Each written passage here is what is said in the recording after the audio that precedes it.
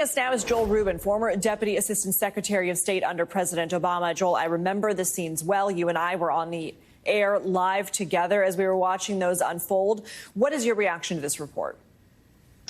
Yeah, Lindsay, it's great to be with you. And you're right. It was very disheartening. It was a very difficult moment to watch the end of the American war in Afghanistan. And I think what this points to, though, this report is it first and foremost, it's very crucial to have an assessment done, as we just saw. And it's a testament to this administration to actually engage in a look back on what did and did not work. Second, really, the Afghan government, if we recall, prior to the withdrawal, came to Washington with the message of don't plan for us to collapse. Don't talk about it. I was actually at a dinner with Ashraf Ghani, the then president of Afghanistan, who said, be quiet.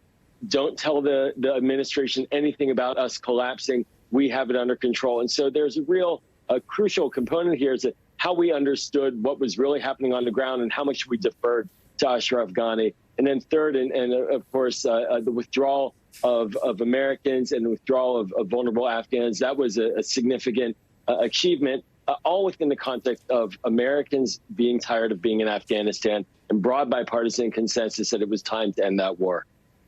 When asked about the report, President Biden was defiant and said he was right about it. Yeah. Do you think he's missing an opportunity to admit mistakes were made? I think that it's always important to point out how there was an effective pivot when it comes to counterterrorism, and there's been an ongoing effort to strike at al-Qaeda individuals who may show their face. Ayman Zawahiri being one in Afghanistan. But, the president doesn't need to apologize for his empathy when it comes to the American servicemen and women of this country. He's been a longtime champion of veterans and of our armed forces and service members.